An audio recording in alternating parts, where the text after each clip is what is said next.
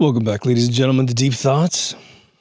So, a bunch of you are monitoring the ever-increasing UFO reports from official government bodies all around the world, right?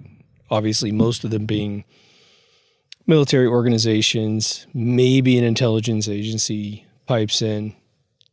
And what's interesting is when I watch these videos, you know, we know that there's CG videos out there, and it was really gaining traction about maybe 10 years ago, 2010 and 2015. These art students were doing, they finally figured out how to do, you know, motion tracking, which is, just for you guys that don't know, you can take a camera. There's a couple ways to do it, but the easiest way to do it is just film nothing. But you can talk like something's on the inside the camera, right? You can say, oh my God, what is that? Oh my God. Ooh, ooh. And you're just filming some outside area.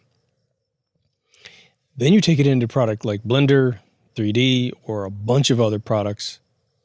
And what ends up happening is you can pick any object in the shot that you've got, from a window to a landscape to anything that's distinct in the shot. And then you tell the software, track that.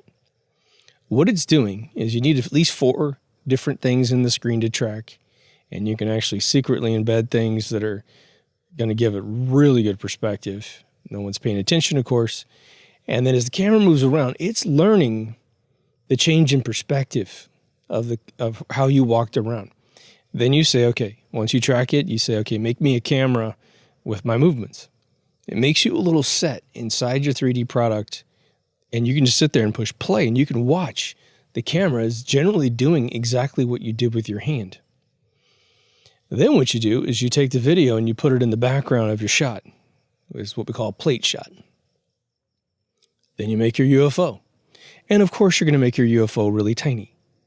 The better you are with your software, the more elaborate you can make the hoax. You can use particle systems to do all kinds of cool portals and all kinds of little things coming out of the portal. And I'm not discounting the fact that some of these might be very real, but when you see the ones that don't get any traction, it's usually art student. And good for them, because they're probably getting a job somewhere with this really cool viral video.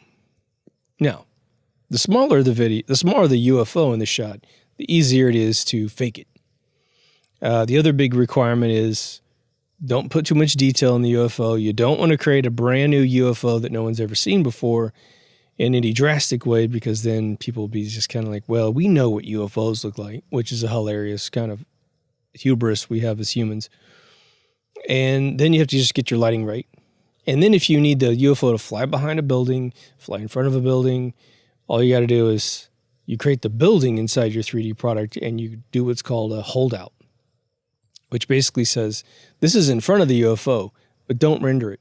Leave it blank. So when the UFO goes behind this cube that represents the building, which, because you tracked your shot, your cube even moves perfectly to it. Usually things that are far away typically don't move that much. Go to the Grand Canyon and you won't even see 3D. It's so gigantic, right? Because both eyes have the same exact information. That's why stars don't look 3D. Wherever they are, they're so far away that you don't get stereo images in your eyeballs. Okay. So this kind of stuff's being released, but what blows me away is, before we get to the military ones, what they call the Tic Tac video from 2004, some of the more recent sort of cubular, I mean, I don't know what you call them. They look like four-sided, 2 pyramids glued together thing, which, come on, think about how funny that is for them. The videos are usually these glowing dots, and it has never, ever, ever made sense to me why anyone would get so elated over glowing dots. Even if they move funky in the air, really? A glowing dot makes you feel like there's some, Vulcan contact coming? I don't think so, right? Well, think about the dot. The dot can be done without 3D software. The dot is what we've been doing since Forbidden Planet in 1951. All they did was create a gel cutout of the shape of that UFO and just overexpose the film, and then made sure and matted out everything that shouldn't be overexposed, like buildings that are in the foreground, trees that are in the foreground, which is why those shots don't crawl behind trees, so they'd have to mat out every single moving leaf. If they had taken the time to do even 10 seconds or 5 seconds of that kind of shot, we would be utterly blown away with that special effect. But now it's super simple in the past because the tree will be CG. Now the other ones are these atrocious military videos, which again, everyone gets super excited about. But now let me ask you a question. 2004. And then there's ones of 2015. And we know that there's a giant gap between the megapixels of a camera from 2004 to 2015. However, this weird sort of 1959 LCD camera, which has got all this sort of artifacting memory on it and stuff. This is the crap we get out of a fighter jet that costs, what, $20 to $60 million a piece? You really think that's what the Central Command sees in a plane? They just send me back the crappiest video possible because we're fighting a war to take over our country. We're trying to save our pilots. We're trying to get the pilots to where they need to go. Those cameras exist in those vehicles, but when they really want to see something, they're not going to be relying on this crappy camera to do pattern recognition on a vehicle that could be a new Russian plane, could be whatever. Who knows? A true UFO. So I have to set it up like this because we're going to be talking about the difference between us reminiscing about, oh, what would it be like if aliens showed up on Earth? Is it fake? Is it real? Did von Braun's secretary really tell the truth? Is she a shill too? You know, who knows, right? I'm not accusing her of being anything. It seems pretty apparent to me that a bunch of disinfo guys, and I mean probably over 95% of every video I've ever seen of someone saying they were in the military and that they were involved with some sort of alien project, meeting aliens, working on spacecraft, being in and around those kind of activities, the second they start mentioning, and it is unbelievable. Go look at Project Disclosure videos, which are filmed from about 2001 to present day.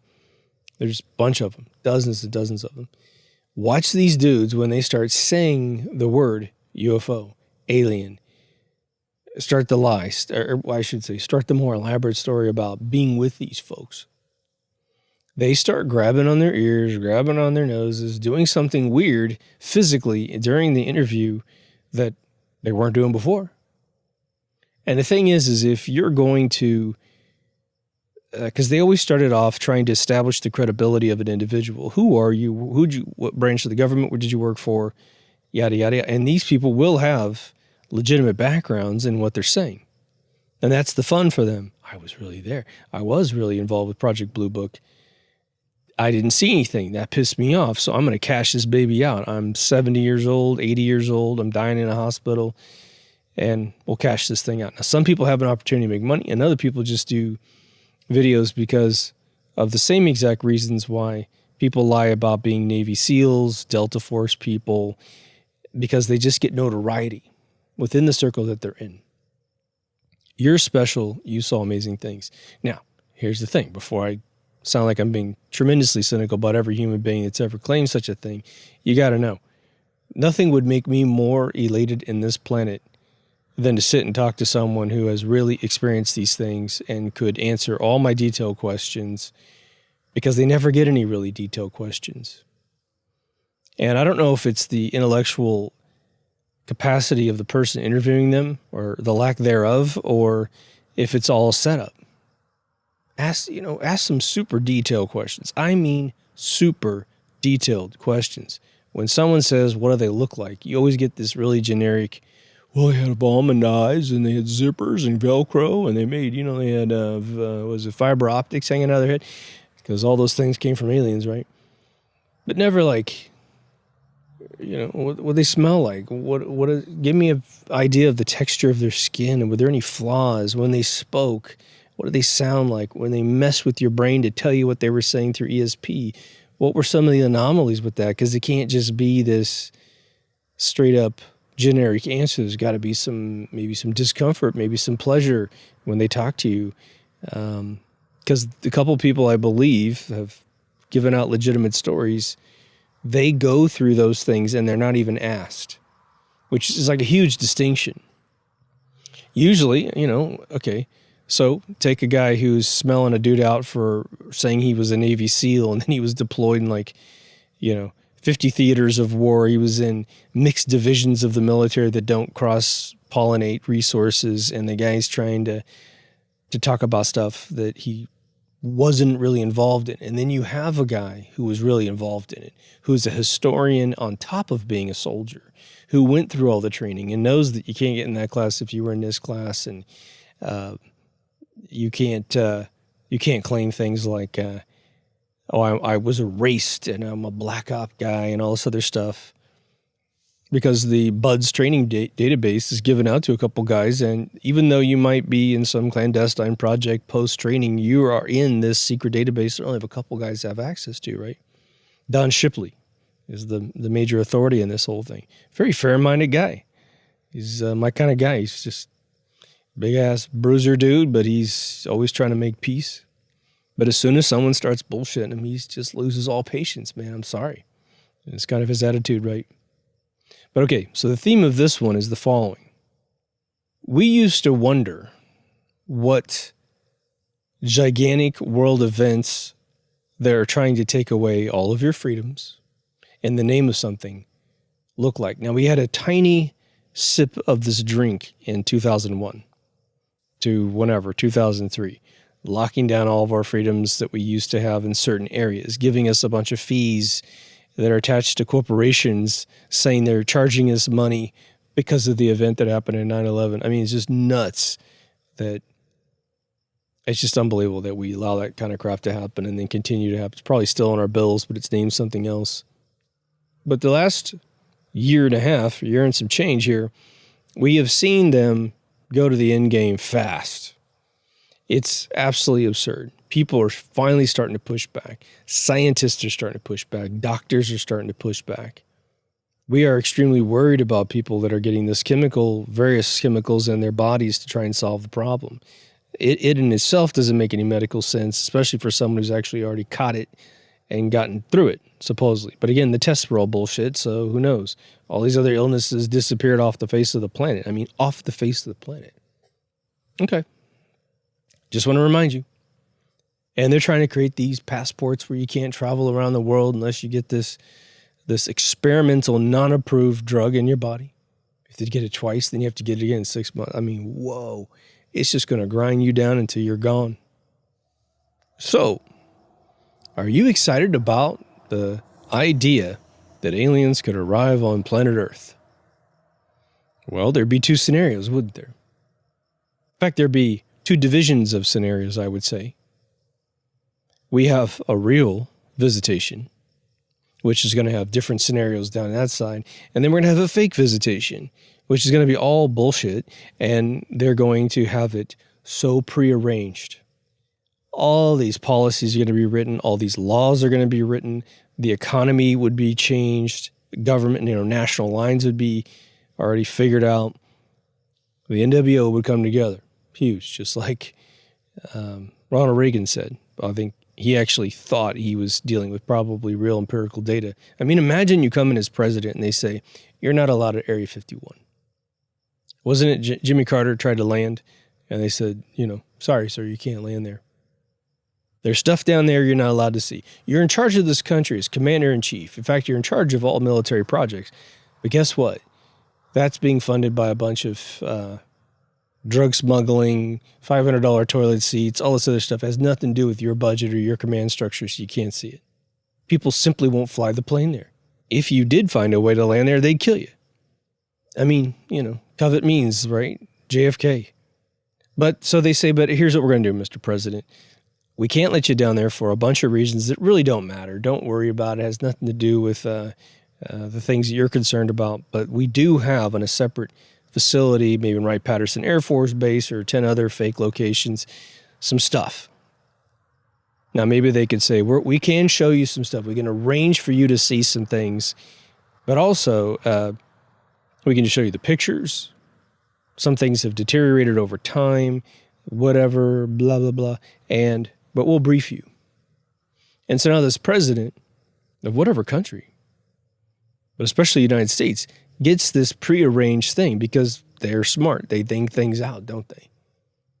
One doesn't have to go any further than 2020 from either the illness that's been pushed around or the election that happened and how they were ready. They were ready for every contingency of someone catching them doing what they're doing. They're ready legally. They're ready to manipulate everything constantly, right? So if it's fake, oh boy, you ain't seen nothing yet, man. And even if it's real, we got to be careful too. Now, we don't have to go through a regurgitation of like Agenda 2030 and all that kind of stuff, but it would be nice for you, if that is a mystery phrase to you, Agenda 21, Agenda 2030, to get yourself back to the episode I did on that. Just go into the search field for the channel or go to deepthoughtsradio.com and type in 2030 and you get the episode. And it'll be a great follow-up to this or a great precursor to this.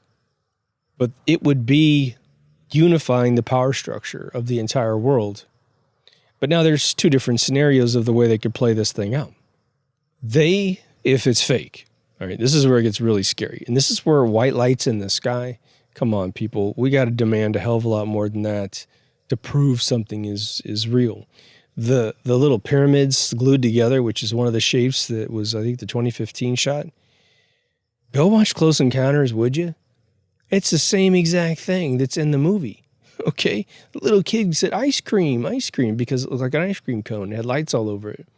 It's in a fictional movie in 1978 by Steven Spielberg, his second blockbuster film. It's just crazy. I mean, they must be laughing all the way to their devious plans. Yeah, I mean, what will they be doing? I mean, they'll eventually probably sell us Wizard of Oz at one point because no kids will have ever seen it. You know, we found Middle Earth and there's a golden brick road that went to this town. They call it, the Wizard of Oz. It's the city of Oz, People just be like, oh my God, did you hear? Crazy. So they have to play one of two scenarios. These aliens are a threat and these aliens are to serve man. Well, now, if the aliens are not a threat, do they get as much change as quickly as they want it? I mean, wouldn't it be interesting to, look at North Korea? Very interesting place. Ever since the grandfather set the country up, no, it was it existed, of course, before the Korean War, but by 1953, I think, there was a ceasefire, and he got to say, look, we shot all these things down, and we're OG player in the world. But then he propagandized us as we don't even look like it's a funny thing. I watched this video. I think it's called Dimple. I think that's what it's called. It's a channel devoted to interviewing defectors of North Korea and showing them the world, especially interviewing them about what they think about America. And I don't know if you know, but the little kids are taught to, and even the soldiers, all the way up from childhood to soldiers, they do this tug of war where they have this weird kind of cardboard, I guess it's wood, kind of 2D cutout of what looks like Bluto in an army outfit. We just look ugly and gross, and they're pulling on both sides of this thing, and whatever, we're the bad guy in the middle. But when they finally come to America, one kid took a whole tour through America, and he goes, well, they have blonde hair and blue eyes sometimes, but all of them are pretty, and they're a melting pot. I got to meet all these different races, and it was amazing, and they treated me wonderful and interesting. Propaganda got this kid to think a completely different way. Remember the Black Mirror episode where the soldiers have the chips in their heads, and they think that they're going after this weird feral race of rat zombie people, and it's some infectious disease that turned everybody into these weird mole people, and so he feels totally justified going into buildings and killing everybody, and then he finds out it's just the chip in his head that's telling him that these people look weird and they're actually full-on human beings screaming English going, please don't kill me, but what he hears is like a ratty, horrible zombie noise, and you go along with it for a little while, right? And if you haven't watched Black Mirror by now, that's your own fault. So in terms of them being able to engage a fully successful algorithm of them being good or them being bad in a completely fictional scenario, I think it's very doable. What I think would be absolutely hilarious is if they do exist and they have been watching, and then the governments of the world try to pull this fake scam on everybody, and then they show up and they go, you're out of power, and hi, we're really nice people, and you're one of us, and they just look like us, right? So my bet is somehow, because there's a bar, right? There's a bar between, especially if it's fake, they're not going to be able to orchestrate, was it Battlefield Los Angeles, right? Where you got these amphibious aliens landing that are sucking up water for hydrogen, flying all over the planet, or what is it? The Day After Tomorrow? Whatever, the Tom Cruise movie. It's amazing. So we won't be in some hand-to-hand combat with these creatures unless somehow they were able to breed a bunch of stuff together and then keep it in control, which is hard to believe, right? They wouldn't get so many fake things wrong if they had that much control over society, you would think, right? So that's one extreme, way over to the end. It's Super Troopers, or not Super Troopers, it's Starship Troopers, right? Where you got insects crawling around killing everybody. So the other side is they're super angelic, wonderful, dressed in white robes, making hand signals and stuff, and they're just, I don't know, just curing cancer by looking at you. But in the center, you would obviously have someone like us. You would have a set of beings that's very similar to humanity on the intelligent level, right? We all have preferences, things we love, things we don't love, but overall, we're a do-no-harm society. Now, if you take do-no-harm society and you move a little bit towards that Starship Trooper side, then you can get into sort of the Whitley Strieber alien intellect, which is that they are treating us the way scientists treat lab rats. They don't hate us. They just use us to get whatever done they need to get done. That could be a story. It could be that they orchestrate a few abductions or even more vivid things that, it could be one of these situations. I mean, think about it. How much do we swallow whatever we see on YouTube or the television? And believe me, if they want to show this on every single device on planet Earth, they will send out emergency broadcast messages. It will be adrenaline day every day, all day long.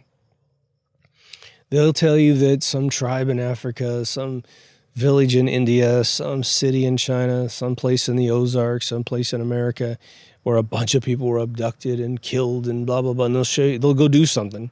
Who knows if these cadavers are real people, but they'll create some horrible event and show it to us. Fake a bunch of viral videos that people leaked out, but it's actually all by them.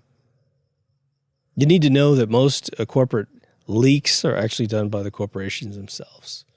Because I've been at boardroom tables of film companies where they said, okay, if we want to leak this out, what's the best way to do it? For instance, the video of Tron Legacy that was leaked out at a Comic-Con was Disney doing it. Okay, that's official story, just so you know. I don't even know if they've admitted that yet, but that's exactly what happened. Brilliant.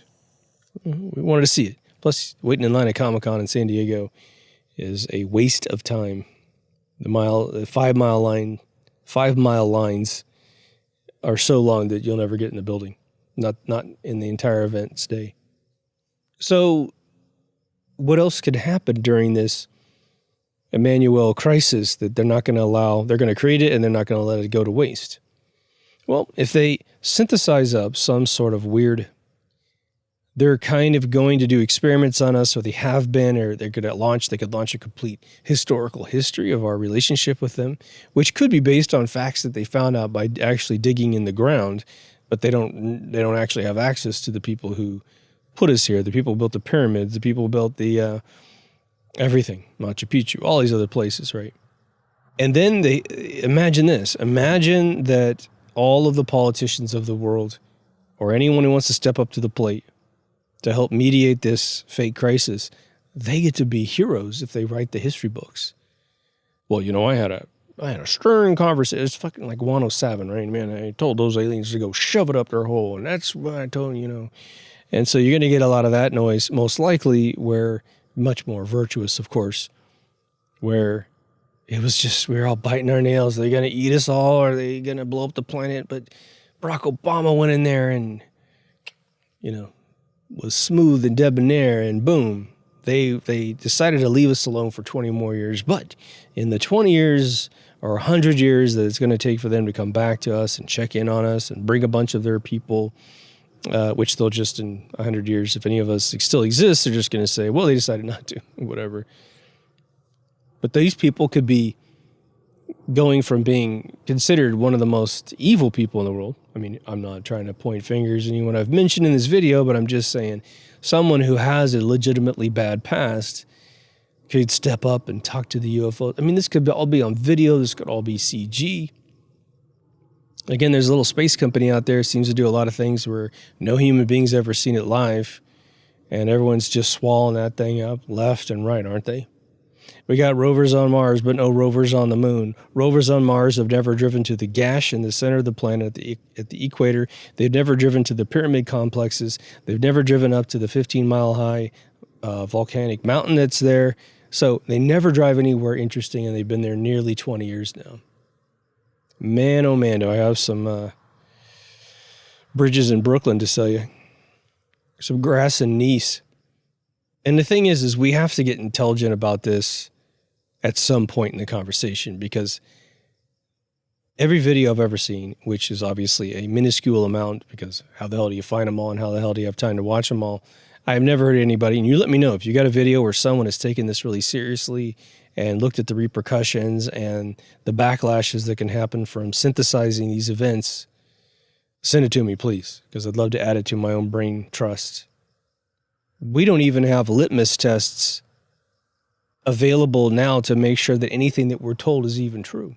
Look at the tests for the little thing we have running around the world. The guy who invented it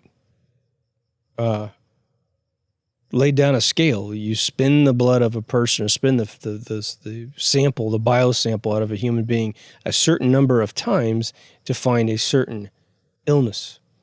But they were spinning it 3 times as much, therefore testing positive for absolutely everything. And that's why a mango in Africa tested positive for it. And the president that did that has been assassinated.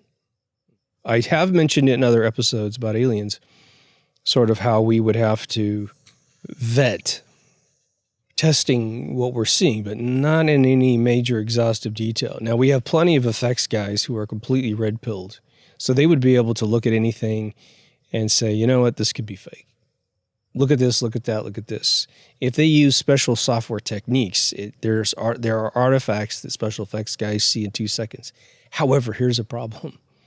The special effects group of people, for whatever reason, are nerds. And so they are more prone to swallow SpaceX stuff, NASA stuff, JPL stuff. They don't have the interrupt in their brain that say, wait, you're supposed to be checking this out, if this is real or not.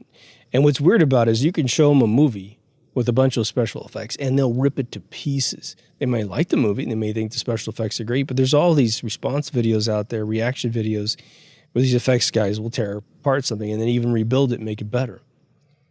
But you show them a SpaceX thing, oh my God, they become a host in Westworld. Doesn't look like anything to me. They never question it. Now again, I was able to trick a few of my friends from Blizzard to look at shots, and they just went from the Apollo 11 mission, and they were like, oh yeah, I see like 5 light sources. And I said, well, how do you see that? Where are you seeing that? Hotspot, hotspot, hotspot, hotspot. Look at this, look at that, look at this. And this is stuff we chase away at Blizzard to make sure it's not there. And then the guy from NVIDIA, oh my God, there's just a place in hell for these people, I swear to God. There's going to have to be like a whole retrofit to hell to take these people in who are sitting there trying to deceive the world with this stuff, right? So, you know, the other one is that there's going to be a lot of printed articles. The other thing would be to consolidate the meeting process, especially if it's fake.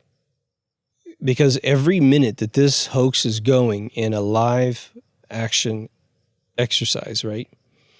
They have entered Earth's atmosphere. They're starting to publish a bunch of fake videos of this occurring, pretending like it's new. Well, they'll actually be able to get cameramen straight up from news agencies, just like they did in September 11th, and say, oh yeah, this was my camera filming this, and it's not there. Okay. They'll land in some location, probably, I mean, I swear to God, watch them rip all the pages right out of Close Encounters. It may not be Devil's Tower, but it might be some other location, Area 51 for all we know. So they're landing there. And then, and they may obviously be able to develop a real vehicle that's anti-gravity and just fly it out of sight, fly it so far up in the sky, and then it sits up there until nighttime and lands again. I mean, who knows, right? Who knows if they have stealth? I mean, when you look up, it's only blue on a bright sunny day. So they know how to control storms. They could erase all the storms, and then you're looking up, the ship goes blue or it can reflect blue, and you won't be able to see it. As far as radar is concerned, if they have anti-gravity, you won't get any signature off that thing. You just won't. But what they're going to want to do is get this over with as quickly as possible, but allow enough time to cross the threshold of believability. How long were they here again? Well, the maximum amount of time that they had to be here in order for you to swallow everything we're about to give you. Then they're gone, and we'll see how the plan continues. Because if they were to stay at Area 51, I can almost assure you the world would rush that joint. And they wouldn't rush it militantly. They would rush it like the people that filed, Brian from The Life of Brian. They would surround his house. They would just there'd be a pilgrimage. You'd have like a million Burning Mans coming to that place at once. And, you can't shoot everybody, and you wouldn't shoot everybody.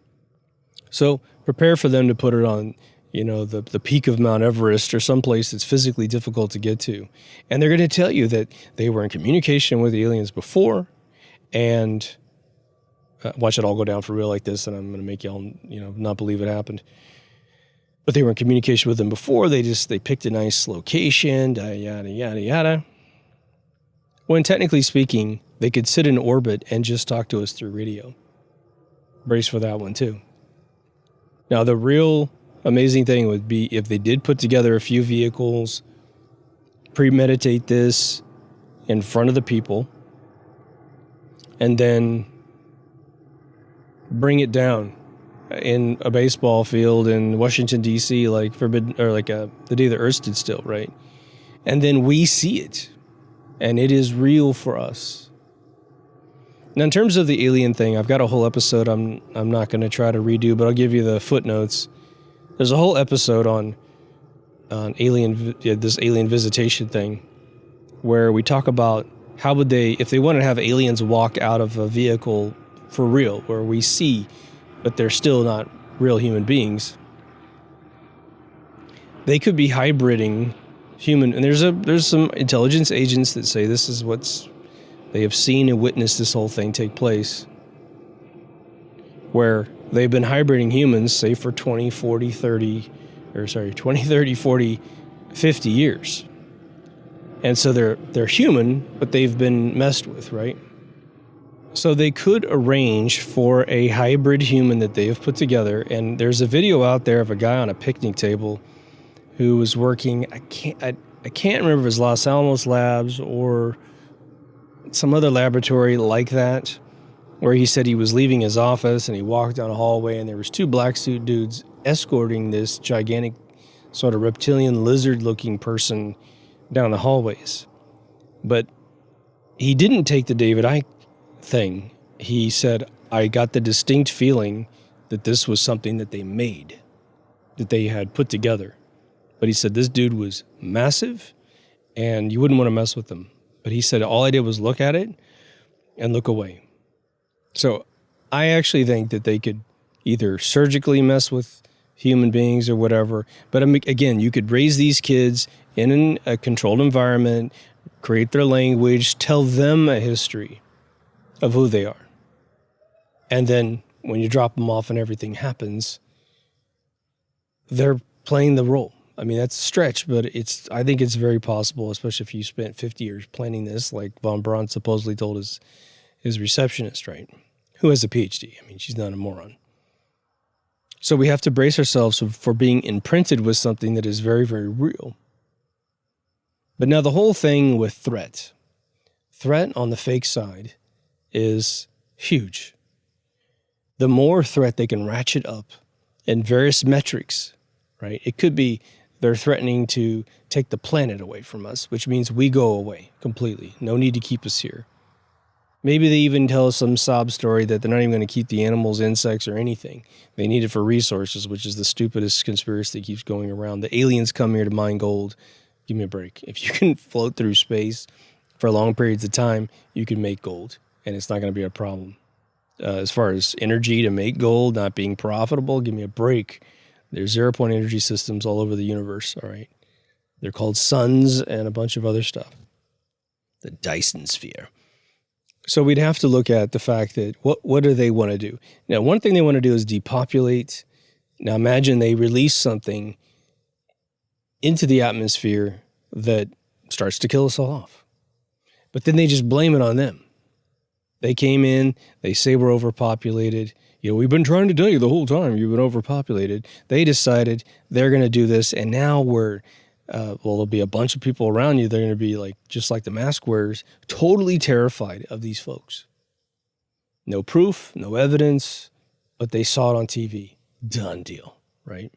And you're going to be like, you know, I've been talking about this with my buddies. I watched the Deep Thoughts guy. He talked about it. It's just playing out just like a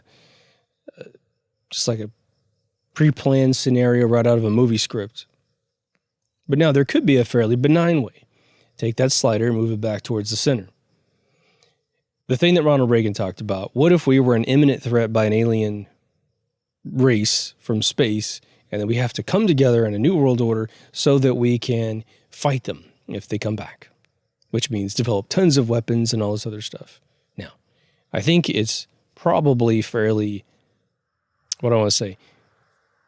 acceptable to believe, with all the science fiction minds out there, people who are Star Trek buffs and true science fiction book readers, the 4 people that are left to do that, unfortunately, and they don't believe that if a race could get here, that there's anything we can do about it. No weapon that we could develop would do anything more than anger them. Now, again, if you talk to, was it Dr. Stephen Greer, who says that we used a radar to knock the Roswell thing out of the sky and all this other stuff. I mean, seriously. You're going to hear a bunch of those kind of stories that we actually have a chance. But if it's all fictional, they just write a script. As the letter movement said, you're watching a movie. Well, that's always been true. Wag the Dog was a movie right in your face that everyone forgot existed, but it's exactly how the world works. That's what we've proven over the last decade at least. So we got to be really careful. So the thing we want to pull away from the fake side is how far will they take the actual propaganda, televised information about what's actually happening, meaning special effects videos, special effects people walking out of vehicles, the routine reporting on how the discussions are going, how long the envelope is created to have them here on Earth, meaning they're going to fly in, because there's a full CG way of doing this without ever having to do it. Just ask SpaceX. And so you have them landing, they stay, we talk, they leave, and then boom, they turn it all on. Then there's we have an anti-gravity ship, we just haven't told anybody, and so we're going to orchestrate a full-blown event at some coliseum somewhere, some big stadium somewhere, and it's all going to be televised live. But everyone sees this vehicle land inside the Superdome or whatever it is, right? And again, they could actually technically control the weather, make sure it's all clear, and they could work on footage for years, for 10 years, to make sure it's all picture perfect. And as soon as that thing goes down inside the dome, if airspace is all cleared off, you can't get a secondary shot in there that's remotely real. I mean, someone might try to fly a drone, but I guarantee they'll be liquidated within seconds, right? And how are you going to get your live stream out, right? You're going to be on the network would have to exist. They just EMP your drone, it's gone. You can't get a secondary shot. But I do believe that at least a vehicle landing is something that they could completely do. Now, whether or not they've got beings to walk out, well, you got a couple of different things. You could get actors to do it. You could have Boston Dynamics robots that are designed to look extremely human, because all they're going to do is play back some mocap that is extremely believable. Not the weird stuff that you see that they're doing by themselves, but something completely orchestrated. That's all that little Sony robot does. The little tiny guy, it's about this tall, little cute guy. He's at Disneyland, when that place isn't going to turn into some viral clinic. It just follows, mocap things. A little bit of sensory, but the sensory is kicking off a bunch of routines that are already pre-programmed. It's exactly how we program Madden football. All those moves in Madden football are mocapped off of real athletes, and then all we do is we have a database that says switch, switch, switch, switch, and then they put fuzzy logic in it so that the guy doesn't do a 90-degree turn, so he actually actuates into the next move. I mean, it's brilliant, brilliant transformational algorithms. Just amazing. So we have totally fake, totally real, maybe hybrid in terms of what we see. Then we're going to get the threat assessment report, which is what they want from us, what they're willing to give us if we do what they ask. And so then there'll be a response. Change the world to give this stuff out. There will not be a scenario if it's fake, for sure. Probably even if it's real. There will not be a scenario where it's like they come down and they do their thing and then suddenly you can't have ketchup on your hamburger. And that's it. That's all they want. It's all good. They would have to brace for, and probably because of the I Pet Goat video where you're watching the ceremonial destruction of religion, which, again, some people worry about Jesus going away. Others, like myself, more worry about the beautiful teachings of the Bible and other like religions that say basically be good to each other, that all collapsing to the point where we start treating each other like lab rats because we think that our controllers, the UFO people, are going to start treating us like that. So you might as well just get on board. Imagine them giving us, this is all fake, giving us a medicine we have to put in our body, spraying something in the atmosphere that doesn't necessarily wipe out humanity, but does something else to us, nanobodies, all this other stuff, right? And they could flat up say it above board. This is what needs to happen. If we're to commingle with them, there's some bacteria in our body or some virus in our body that we carry with no problem. But if we meet them, they're going to die if they talk to us. Don't you want to meet an alien? Don't you? Then you got to get the shot. You got to get the shot because if you don't get the shot, then you won't be able to shake hands with them. And if there's one person on Earth that doesn't have the shot, then they'll die. And you know what? We're just going to take New Guinea and just nuke it from space so it's all gone. Nothing we can do to convince those poor people to take a shot. Total re-engineering of the world, almost overnight. Now, I don't personally think anything overnight is going to occur, but then again, every time they pull one of their little entertainment event moments, like 2001, it's overnight. You go to bed, and you're like, the world's great. Hey, I figured out how to deal with all this crap, and then all of a sudden, your life is never the same 24 hours later. All right. What's the other division of this game? Well, they really arrive. Now, it does blow the mind that if they do exist, one, there's almost like a pendulum going on here, sort of a mutually exclusive scenario. It would seem in the mind, if they truly exist, one, that they do exist, and two, that they would ever visit us. But they haven't already. The thing is Star Trek did a great job, right? Zephyr and Cochrane has to get us to warp speed, and as soon as we get to warp speed, which is brilliant. Some people don't think that thing through that often, or that much, and they go, I don't get it, man, warp speed, what the hell's warp? It's like, because, man, that gives us a car to go mess with the galaxy, and they don't want renegade Nimrods running around the galaxy like pirates or like, Bam Bam going through a china shop.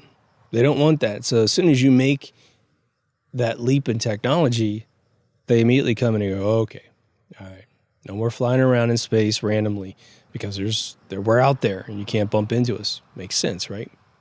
I mean, it's brilliant what they did. And that wasn't in the original Star Trek. That was obviously something they put together, I know it only debuted in the movies. I can't remember if that lore was dropped in Next Generation, but hats off to whoever put that idea together. But okay, so they're obviously potentially our creators. And again, it doesn't negate God. It just means we would do it, right? We would do this exact same thing if we had genetic engineering down pat. Because there will be a point when we stop lying about medicine and we figure this whole thing out and we can put together not necessarily the spark of life, but we can cannibalize the mechanism of the spark of life to then make it grow in a particular direction. We do it all the time. It's called GMO stuff, right? Genetically modified mosquitoes chasing a Rockefeller patent called the Zika virus. Okay, so you create a problem and you create the fix, right? They're deploying hundreds of thousands or millions or whatever mosquitoes genetically modified into Florida. If it goes well, they're going to drop tens of millions of these things in Florida. And the way a mosquito works, as I've had it explained to me, correct me if I'm wrong, but the mosquito doesn't inject you with someone else's blood. It sticks you with its needle, and it injects you with a paralytic solution, a venom. You could call it a venom. And that paralyzes you from the initial poke, and then it sucks your blood out. That's why you don't feel it. The more microscopic their little nose needle is, you don't even feel it, which is why we have needles that you can't feel anymore, which is the video in 1975 about the ice dart CIA weapon that can give you a heart attack. And they said in that press conference with some religious group that was in part of the Senate that they had developed a gun to a point where you could feel the shot and you would die of a heart attack, and it was untraceable in the blood and yada, yada, yada. So all you have to do is create a mosquito that creates or has in its little venom, in its little paralytic solution, whatever nanosystem they want, and then you just get ejected like crazy over and over and over again. But who knows? I don't know anything about how those mosquitoes are built personally. But let's say you're super duper smart. I mean, potentially a million years ahead of man. It doesn't even take that to be considered magical, right? There's that Star Trek episode where this woman was using her spaceship to pretend to be some of the lore on the planet to take it over, and they busted her. The Star Trek people busted her, but the people on the planet thought she was like a devil coming to reap the contract. They got so many years of peace, and then she got the whole planet back, and that was just the deal they signed. They respected their elders' lore, which was all BS, which is why we have to be very careful with the fables and the metaphors and the analogies that we get from the past writings and making them real today, because we can get had in large numbers. And it's funny, again, remember, every other person's religion in the world is stupid and yours is real. Every other person's superstition is stupid, but yours aren't, you know. We have different countries that have different numbers that are superstitious. 6 is a lucky number in Asia. 7 is an unlucky number. In America, it's typically 7 is lucky and 6 is unlucky. I mean, give me a break. We're not on the same page. So put yourself in the alien's position for a split second, because if they were to ever show up for real, which again, we may never know with deep fake stuff and all the other things that are going on out there, what could they possibly want besides just to meet us and make contact and communicate and perhaps imbue us with a huge advancement? Now, we know some pyramids were built a long time ago, and if we ever met them whenever those things were built, then we know we would learn something from them that we don't know today. How to cut stone, how to move stone, what the hell is the pyramid doing? Is it a power plant? Is it a healing plant? You know, I mean, the box in the center of all these chambers, is that where they put your body to heal you? I mean, who knows, right? We have some pretty good ideas. But then after that, we got really stupid pretty quick. And so one of us from 2021, going back, I mean, if you could just take your cell phone and go back to, say, 1980, you would be considered, you know, from the future for sure. But if you went back 100 years, 200 years, I mean, you might get lynched for being some wizard from the future. If you were to go back to where, you know, giants and pygmies are running around the planet and go into their respective areas with today's clothing, corrective eye lenses, sunglasses, computer devices, weapons, I mean, wouldn't they think you were a god? Isn't that what Magellan said? The Spaniards who came over here said they were perceived as gods until they figured out that they were too evil to be gods. So for me, it is difficult to really construct, and I'm telling you, there's a gun to my head, write down a legitimate answer or set of objectives that you think an alien race would want from planet Earth, and it would be tough.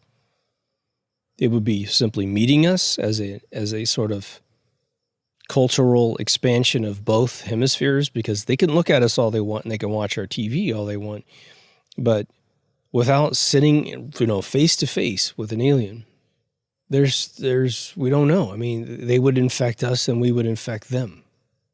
If you ever saw the movie Dark City, then you damn well know that this whole place could be an experiment on a flat disk. You're told it's not, but it is, and they control the narratives and what have you. Now, we're going to get into the hybrid of this whole thing at the end, which is that they're already in communication with our leadership, or our leadership are them, just pretending not to be. We'll get there in a second. In terms of taking over the blue marble, it is conceivable, in my opinion, to assess the overall value of this extreme. If this is a ball, let's just put that. If this is a ball, and it is the third planet from the sun, and we have managed to position ourselves through fortune or their doing, again, because the moon is a really strange thing, right? The moon fully eclipses the sun. The moon is in an elliptical orbit, randomly, 234 to 237,000 miles, 100,000 miles away. The sun is supposed to be 93 million miles away, but these two things are perfectly capable of eclipsing each other during a solar eclipse. Yeah, because those odds that happens every day to me, So it could be, and they're telling you that the moon's going to actually disappear. It's going to do a space 1999, and gravity's just going to whatever, and it's going to just float out into space. Okay, well, that, for me, as crazy as it sounds, totally legitimizes the fact that the moon was the former sun, which is why they're exact same size. And of course, it's going to disappear into space because we don't actually need it anymore. They're just going to kind of float it out and go, this was never here. Like Plato writing about the time before the moon. So them wanting the marble for themselves, well, that's a little freaky. Again, we assume because we breathe oxygen, we need water, we need the food that we have and all this other stuff, that they need it too. Now, of course, almost every single story about aliens, they have sulfur in their bodies, they don't breathe. Some of the stories that they photosynthesize, but they wear suits. I mean, it makes no sense, right? If you photosynthesize and you're on a long trip, long-term journey through space, yeah, you're passing suns and stuff, but what is it all like, just sitting there with the little suntan reflector in their chairs, sipping a Mai Tai? Seems a little weird. Seems like a fun little science fiction story. Now, the other thing could be the ancient stories about aliens in a ton of our history. Again, according to David Icke, Zulu means people from space. We've got Aztec and Mayan and Inca illustrations and sculptures, which, sometimes, what is it? It's the Mayan one that looks like the guy in the spaceship. We have all these illustrations in the desert with rocks that you could only see if you were up a little bit. Now, maybe they had hot air balloons and somehow never wrote them down, in a sketch. They got the bison and the ants and all this other stuff, but they never do their ship. Seems a little bit strange. I don't think that the Royal Academy of Sciences could go everywhere in the world and erase every single thing that anyone could ever find, but maybe they're pretty good. I don't know. I'm not buying it. So there seems to be evidence that we were visited several times in the past by these beings. All these illustrations in caves, they get everything else anatomically correct, or according to a caricature style that they have, and then they draw aliens. No hair, big eyes, almond eyes, much bigger than the human beings that are in the same drawings. Little sculptures, these almond-eyed beings holding babies and stuff. We've got the, hieroglyphs from the Egyptians with all their gods, which have different, I forgot what the word is, but where they have half animal heads and stuff. Okay, don't know. So it could be that there's a periodical visiting period whereby, just like the monolith coming down in 2001, augmenting man's evolution, this is what they do. I've read Babylonian translations that talk about these beings coming out of the hills and resetting society, getting rid of the corruption, installing new leadership that's not corrupted, and coming back in 200 or 300 years when the good people have turned into jerk-offs again. Those who study evolution, like I always say, it looks like we were dropped off. There's too much modification to the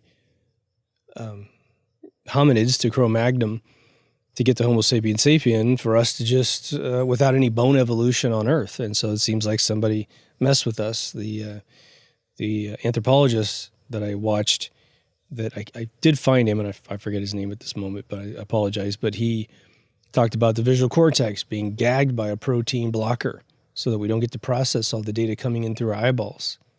What are we not supposed to see? Does that let us see UFOs? I mean, it seems strange. I mean, the visual cortex is going to, maybe it processes other frequencies of light. It'd be interesting to somehow surgically modify the visual cortex in somebody who's, willing to do it and see if they can see more. Now, if it's real, what happens to the Earth policies? Well, if it's real, there's a bit of a catch there. I mean, there's a bit of math we need to pay attention to. If there's only a delegation that comes down, like in the Twilight Zone, to serve man, well, there's very few of them, and so it depends on how they roll with that. If they come in a very structured, civilized manner, we can assume they have some sort of protocol for respecting leadership. So just like the Twilight Zone, they come and they only talk to Capitol Hill, the Kremlin, Beijing, wherever. Again, if they come in and premeditate the situation through radio transmissions and that kind of stuff, saying all your world leaders, the G7s, the whatevers, have to be all in one place, maybe they even provide a list, then those people have to show up and they have this conversation and then they're out of here.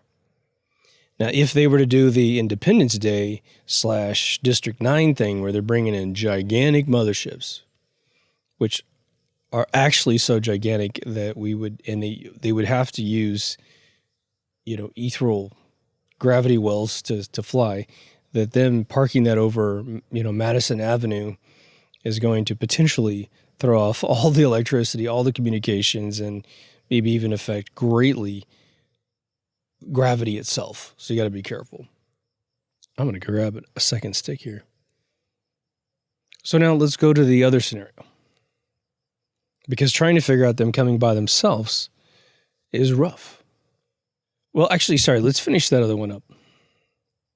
So they come here and they meet with us for real. You know that our people want to take advantage of the crisis. But it depends on what they say. If they say we're going to have a long-term relationship, we're dropping off 1 million of us, and we're going to mingle with your societies, we know how to exist, we don't have to wear a bubble on our head like Mars Attack, then we can actually meet them, and our government being bad to us is going to look really bad to them.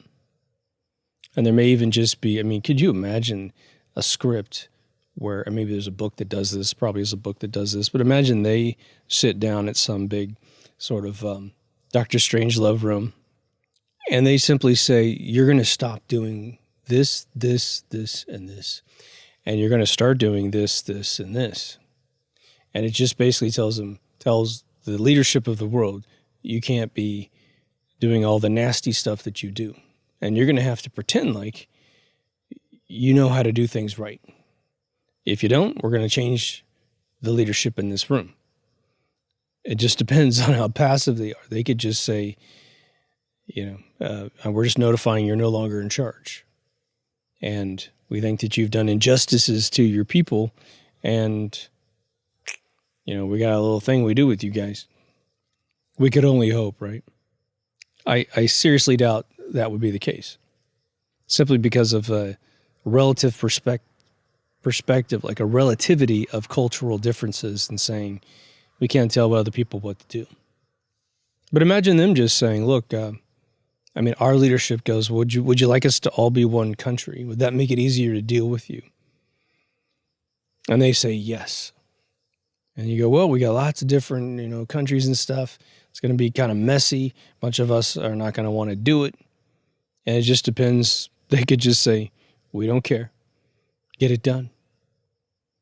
Or they stress it. They just go, well, I know it might be a little tough, but it's definitely going to be easier for us to work through a smaller group of your leadership to do whatever our plan is with you. Now, hopefully they can just drop in, but look at the chaos of the world right now where we can't get along with each other. It actually begs the question, all these idiotic kids that are out there burning stuff down with no demands, looting because someone else with a legitimate reason to protest is doing this over here peacefully, and so they come in to steal a TV. The crazy just anger of this event we've got going on, which I would assume would be gone instantaneously if they arrived. Be a miracle. They totally cure it just by saying it doesn't exist. Would our dissident youth, our desperate youth, suddenly correct? Would Brazil stop having teenager on teenager massacres every single day, dozens and dozens a day? Don't know. You would hope, right? So now there's the other postulation I just mentioned. We've always been with them. It is more of a dark city configuration where some sort of experimentation is going on with us, of which maybe we can deduce, maybe we can't deduce. And they don't need to visit us. This event I'm talking about doesn't necessarily need to occur unless they've reached an apex of results or a lack of results. Now, not to ruin Dark City for you if you haven't seen it, but Dark City is a world that is having an experiment run on it. This group of beings, which you would learn in 15, 20 minutes of the movie, is conducting an experiment on man that is very, very important and actually has a virtuous goal to it, except that it's at the expense of the humans that are there. And without communicating, no human knows that this is happening. And because if the humans knew they were in captivity, they behave differently, right? It's the old sociological reality of studying folks, right? And so they keep everyone in the dark. It's got a little Twilight Zone thing to it, literally out of one of the Twilight Zone videos, which is great. But a dude figures it out and fights back. Okay. So now we've got a planet, let's just say, plane of existence. Some of you were angry I named that prison planet. It's just a paradigm of a container, that's all. Again, if you think it's funny because if you thought we were on a plane of existence, that's cool. But there's a lot of illustrations where the plane is inside a sphere. So you can think of that sphere as the planet, and the plane is the only thing we get to stand on. Either way, don't get all worried about geometry. We're all on the same page, man. I definitely don't feel like I'm moving 800 miles an hour right now. And if I drive to Mexico City, I don't feel like I've gained 200 miles an hour all of a sudden. So I'm with you, man. So let's just say that it's kind of like the movie They Live meets sort of David Icke. Neither one of them are 100% true. If you haven't seen the movie They Live by John Carpenter, which I think was released in 1987. I've said it incorrectly at 85 a couple times in episodes. It's about the fact that they're here. And they look kind of like zombie dudes. But the way that they keep us from seeing them is that they use broadcast stations, just like television stations, to broadcast at us something that makes our mind translate them into human beings. And so as soon as you put these glasses on, you can see them. Okay. So they're embedded in us. I would have to lean towards probably David Icke's thing. Well, I mean, the whole thing is okay. So David Icke is the guy that believes that there's a lizard race on planet Earth that shapeshifts to look like human beings. The reason why I think that's very interesting and in a sort of a lovingly absurd assertion is that somehow we think that the aliens, if you believe in that, who dropped us off don't look like us. Now, of course, if aliens exist in the universe, then there would be infinite species that would look nothing like us. But where we are, and we look like the way we look, so we might be able to assume that we look more like our creators, you know, like literally mother, father, creator, not divine creator, right? Or that they could somehow synthesize our form in their world and embed them into their society. Like, yeah, you're one of us. We just made you look a little bit different because you're going to have to go down like a Star Trek episode and mingle. That eventually, if it happens on your watch, you might end up doing the end-all be-all communication with these people, and you'll be an ambassador. So you have to learn everything about them, everything that we're doing, all of our objectives, and if we decide to pull the trigger, you're going to go down. But that's not the scenario we're talking about, right? That's the other scenario. The other scenario that we're talking about now is they're already here. And they are embedded. They are the ruling class, and they are the royalty and the bankers and anyone else that gets pulled into office. There was an interesting claim by, and I've repeated this without giving a source at least a couple times. That's just a mistake on my part. So, you know, Alex Jones, we think, has gone through transitions, right? He used to make movies, he used to talk one way, and now he's almost on a completely different set of alliances on the other side. I don't personally have anything against the guy. I don't know. The letter movement said he was co-opted by an Israeli intelligence agency, which is right when he expanded his operations to 24-hour coverage. Whatever.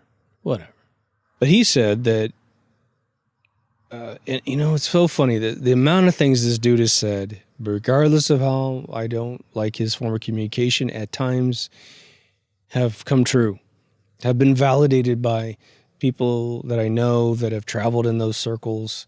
It's just nuts. And they didn't get their information from him. They got it from really being at these experiences, right? But the story goes is that the help around various households, but especially at like events that would be likened to like a Bilderberg event. I don't think this comes from a Bilderberg event, but he said that when the help walks around,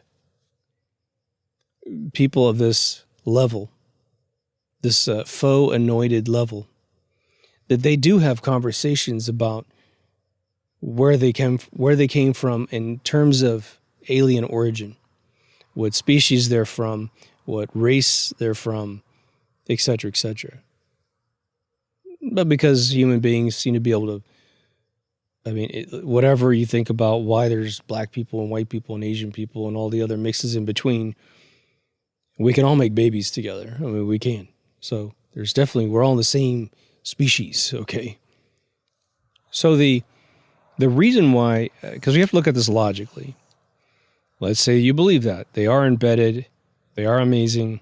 Now, here's the question.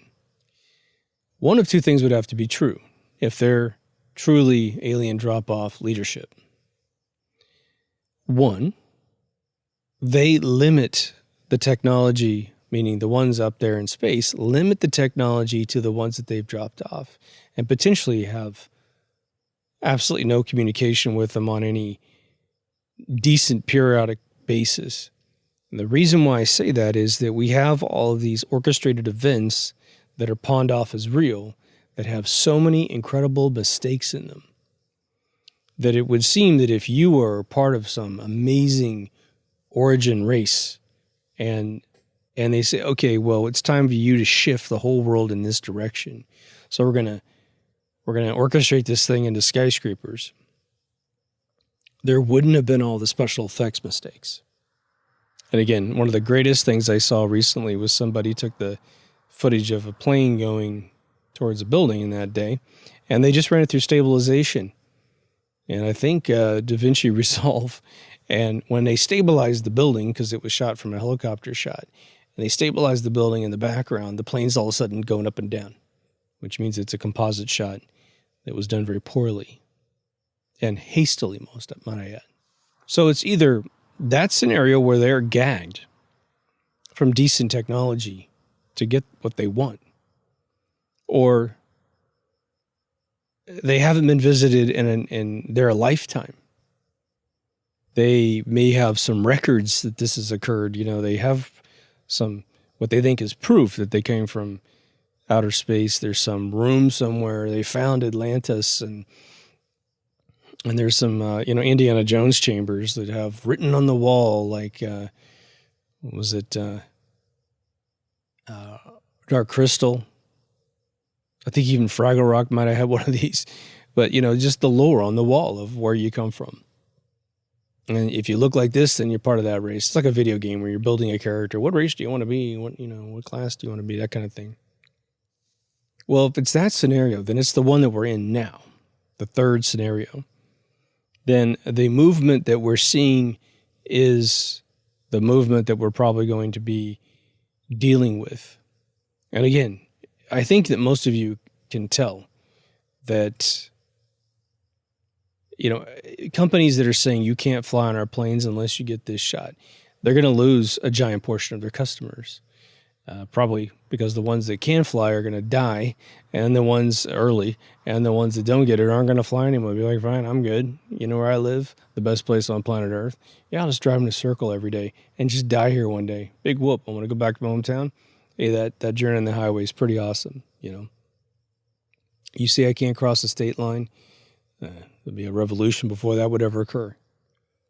But, Michael Bay made that viral movie just before this whole thing happened. It was being filmed. It comes and goes and doesn't. I must have just tanked in their little digital release. But come on, you don't think that? And look up Event 201.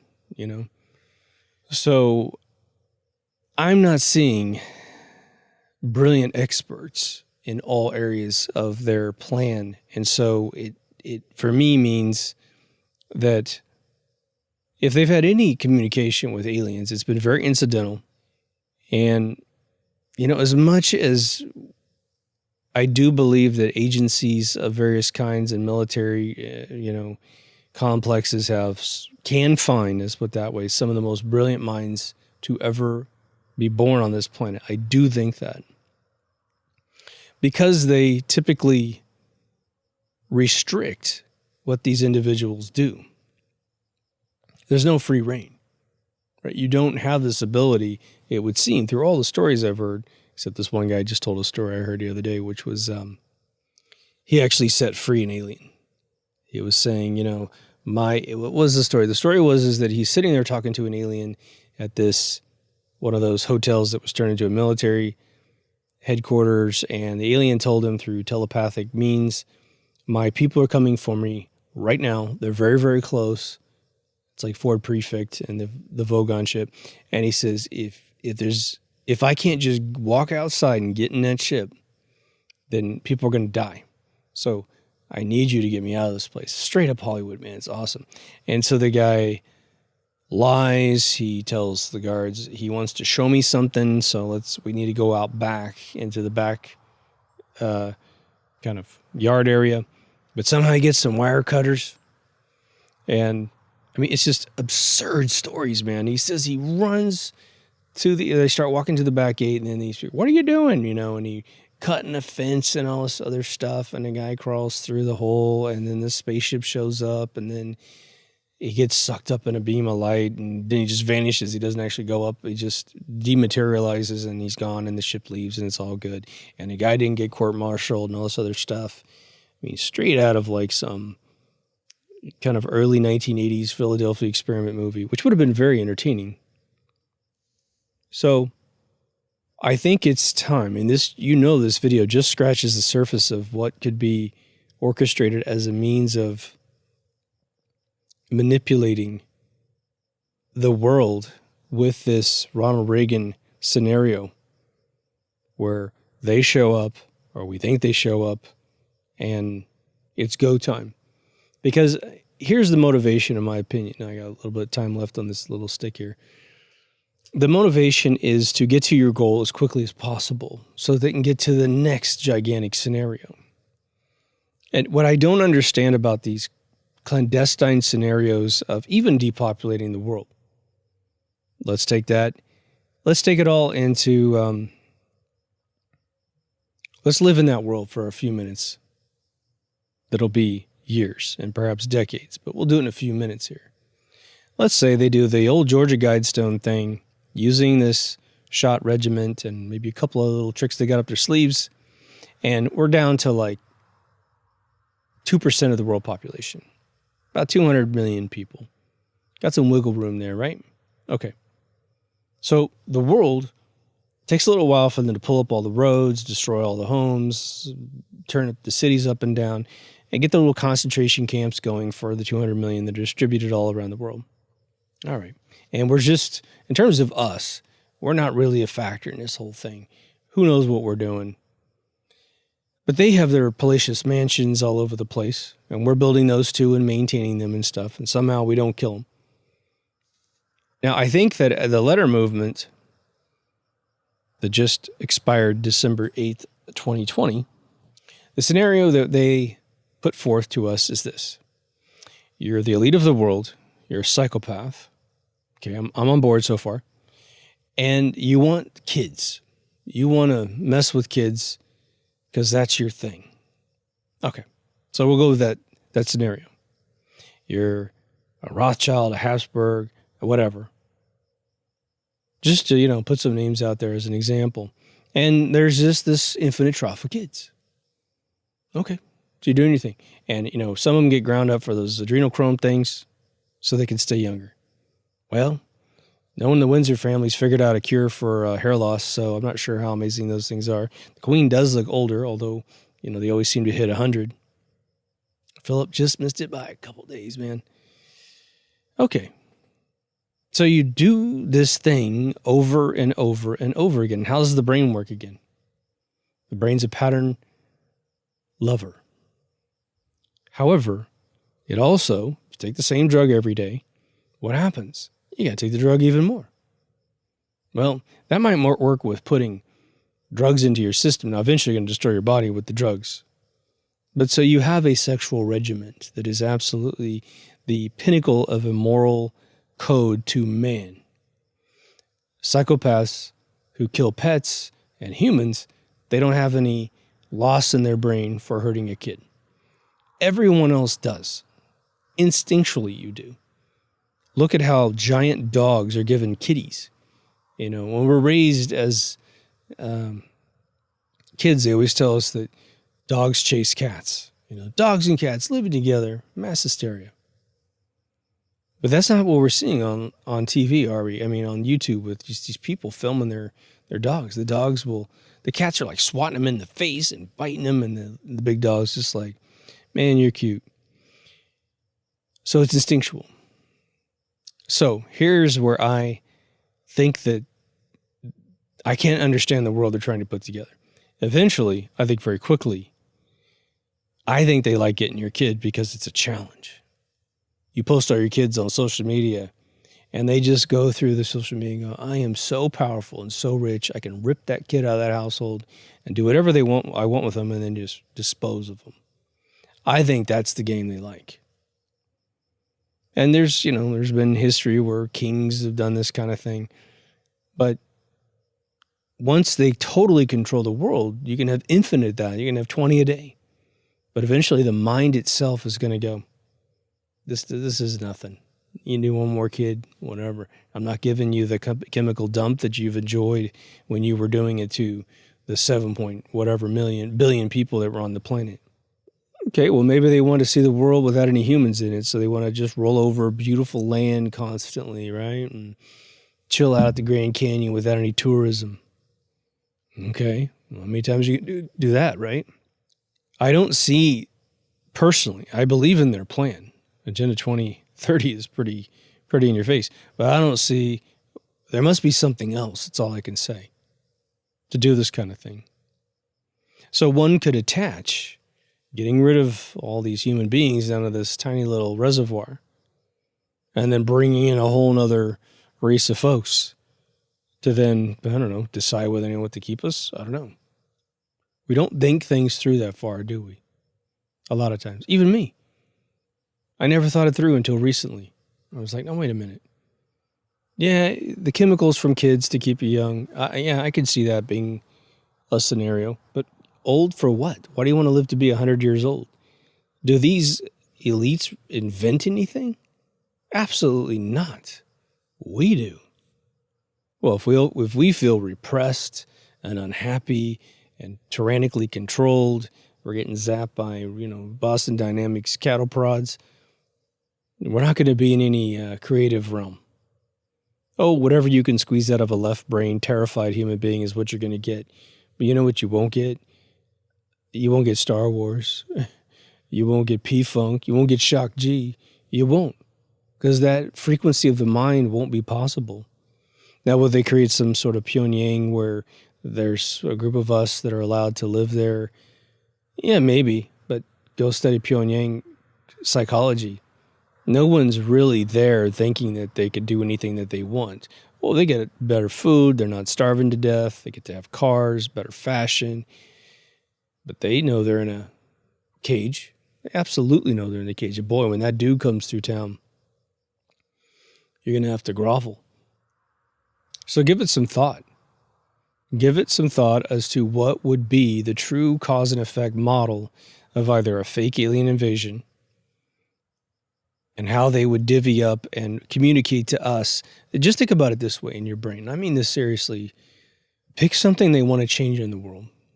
Then reverse engineer it back to a threat model from this visitation that would immediately get man on the same page to buy into that alteration. They don't have to lie about global warming anymore. They don't. They just say that's what they want. Boom. They don't have to tell us to stop eating meat. They just say this is what they want. This is immoral. And in their eyes, and they will kill you if you hurt an animal.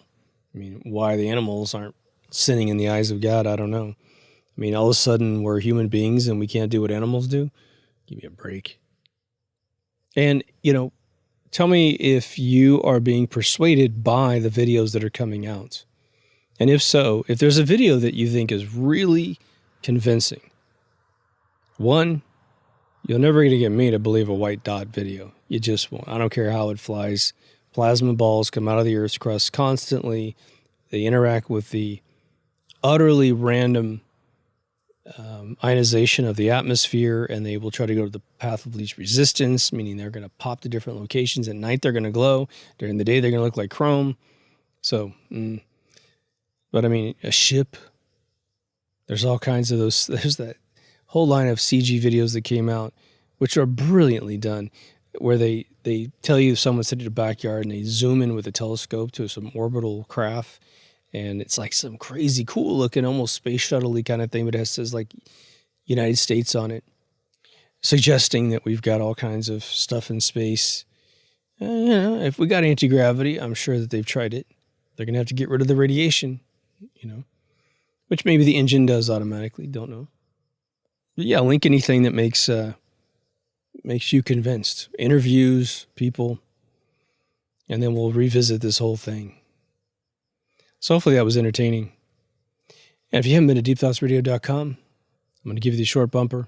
It's got everything you need, plus a search field and categories. To all the Patreons, thank you so much. Take care of yourself and someone else, and I'll see you in the next Deep Thoughts. Over, down.